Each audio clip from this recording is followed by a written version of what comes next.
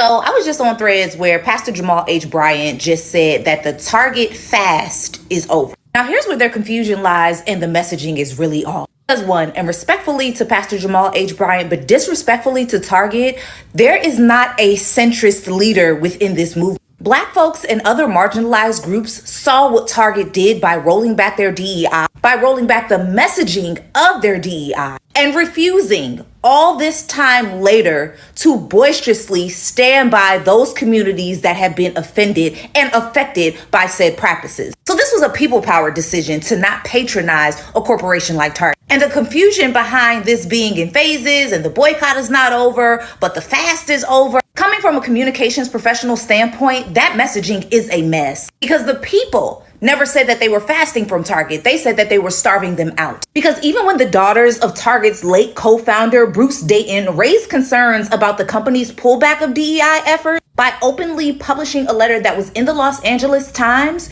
you had nothing to say, Target. And in fact, declined comment for the Associated Press. And when Black former customers saw that you all were a main sponsor at Essence Fest and that you all hired a bunch of influencers to promote your company, you still didn't make any public statements standing 10 toes down behind said community. And in Minnesota, where you are headquartered, when the 100 clergy did a sit-in inside of your headquarters, Target, during a time where ICE was ravaging through your communities and also profiling people within your stores, calling you to stand with community members and condemning DHS, you, Target, again, said and did nothing. So it does not surprise me that when I read this USA Today article, they're claiming that this Target fast is over, and yet Target still did nothing. Quote, but in material Bryant's organization provided USA Today, Target did not offer concessions or reverse changes the company made to its DEI and other policies after President Donald Trump took office in January 2025. So it seems, Target, that you're still trying to sell us something that we ain't buying. Couple things here I noticed about the young lady's presentation here. First of all, shout out to the sister. I don't know her. She's on TikTok. She looks like she's from DC, so she's a homie. So respect to you. Shout out to you. Thank you for presenting that in a energetic but professional fashion that I can use on the content on the show, and I will link back to you on your TikTok and give you that shout out if I put this out as an individual clip, which I expect to do that. So shout out to you and thank you. You know, initially when you say, disrespectfully or respectfully to Jamal Bryant, but disrespectfully to Target, yeah, I got a problem with that. If you're going to say that Jamal Bryant should not have called off the boycott because he's out of the authority to do so, there's no singular person in charge of it to do that, then why would you be respectfully to him if he's being disrespectfully to these people that have galvanized and no one anointed him to be the person to go do this? I'm confused. Sounds like people too worried about being friendly, being buddies, and not worried about their own best interest, if that is your best interest. At least be 10 toes down on what side of the ball you on. Either he wrong or he right. Either he's overstepping or he's acting within the grounds of his authority given to him by the formulation of whatever boycott thing. That's first. Second thing is this, and I've been voicing this for a year since this shit started, okay? DEI is not an exclusively Black program. We all know that, right? That's why you had all them clergy that showed up to protest, because it's not a particularly Black program. Now, helps all types of people, from veterans to trans, LGBTQ plus, to immigrants, to white women. In fact, DEI pretty much helps anybody except straight white guys. Is that a safe assumption? Am I right there? Now I know I am, but I just want to make sure other people know this. This is my problem with the Target boycott. Why is it Black people always got to try to do some heavy lifting and never look out for our own best interest? Why our best interest always got to be a group of other people's best interest? Why do we always have to team up with all these other people, all these other groups, and we be the mules Why have I not heard of these influential figures in the Latino community, for instance, spearheading this? LGBTQ plus. If they are, I'm not hearing about it. White folks, where they at? Where's the white women? Where's the prominent white women leading this? So all the heavy lifting that I see with the DEI program, Boycott and Target, is being driven by black folks, but we're not the primary beneficiaries of it. We will not reap the lion's share. And when you just say it, hey, they did something where they helped the Essence Fest. At least Essence is trying to target black women. That was a direct win for black Americans. Why is that not good? I thought that's the whole purpose, but see, you want to help everybody. Here's my thing. I understand you want to go to heaven one day, if you believe in that. I understand you believe that we all in this together and everybody need to help everybody. Yeah, that's just something everybody says when everybody want our help for free. When they want us for the cheap. To do all the heavy lifting and be the moral center of America, to be the ones, basically to be the bullet catchers, the people on the front lines, and do all the sacrifice while other people sit at home and eat bonbons and Raisinets.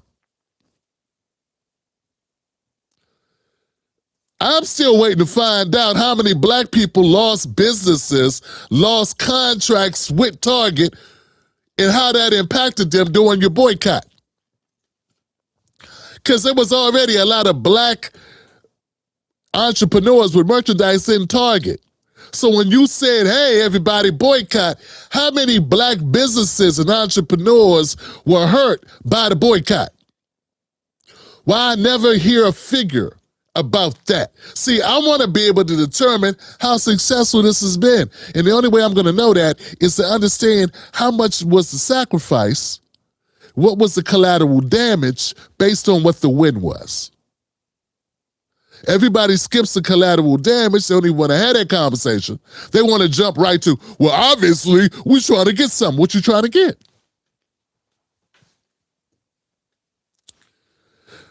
Now, I'm not here to support Jamal Bryant's move or not. I'm not. And I see y'all calling him out, people coming for his neck. I'm seeing videos, people calling him a everything except a child of God. And I don't know enough about what the deal is, why he would say it's over. But it appears to me that the people that are saying it's not over do not have the same gravitas. So maybe he cut a deal. And I'm going to be honest with you. I'm going to be real with you. It's going to hurt your feelings, but if he did take the money and run like some people are saying he may have done, serves you right. This DEI thing was never about black people. It's about so many people you can't even count. I don't know what you thought the outcome was going to be on this. You know, when we did the bus boycotts back in, 64? It took us a year. It was a very definitive. It wasn't to help veterans. It wasn't to help tiny people. It wasn't to help migrants who just came into the country. It wasn't to help people with autism or rheumatism or gout or toe jam disease. It was to help. It was because black people were relegated to the back of the damn bus. It was a very definitive. We were the recipients of the discrimination, and we were the people that were protesting, and we walked to work and avoided their transportation, basically starving them out. We did that. This very blurry, not very coherent. I have no problem with boycotting the corporations. Why would I support a corporation over the people? I would never do that. But I question motives. I question tactics. I question black people who's sitting at home from somewhere else, deciding to go across the street to another company. Meanwhile, there are black businesses and entrepreneurs in that Target that are of your community that you are also starving out with no definitive date, no clearly defined when, and we're the ones suffering. How many LGBTQ entrepreneurs had stock, had clothing, had wares in the Target store that were hurt by the DEI pullback?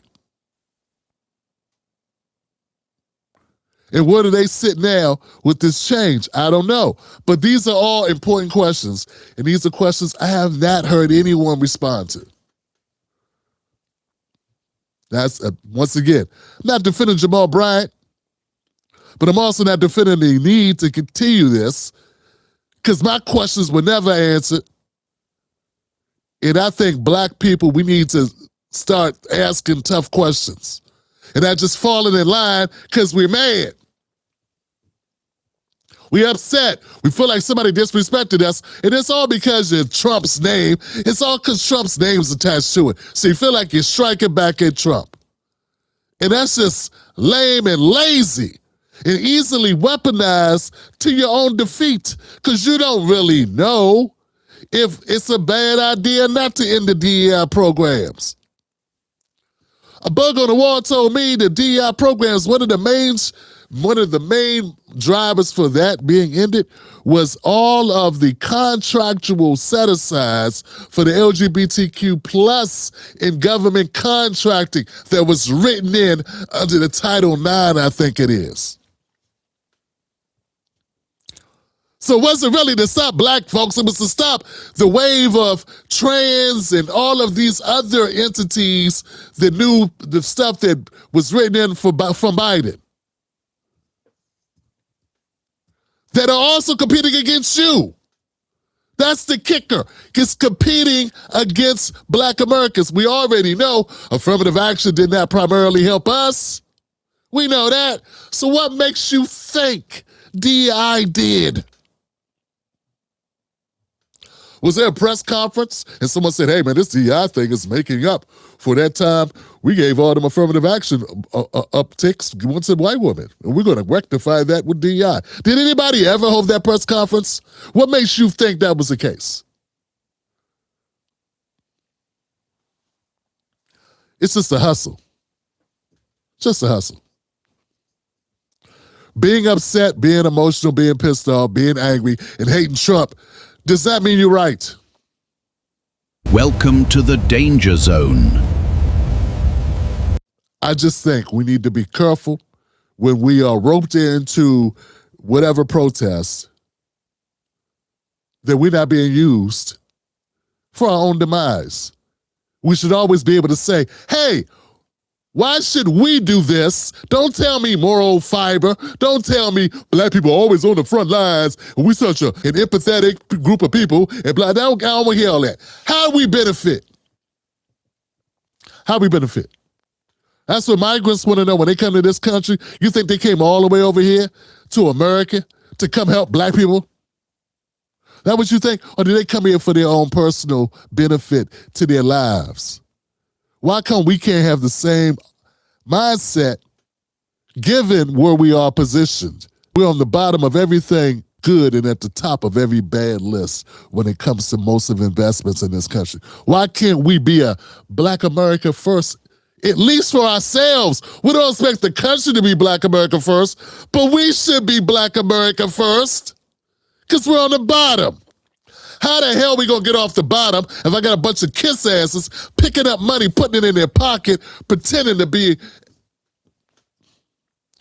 as if they're doing the Lord's work by making us be the mules? All right, we gonna keep it moving, fam. I'm gonna keep it moving, you gonna keep it moving with me. Let's do this. Next. Catch Tim Black live on the most dangerous show in America, Mondays, Wednesdays, and Fridays at 9:30 p.m.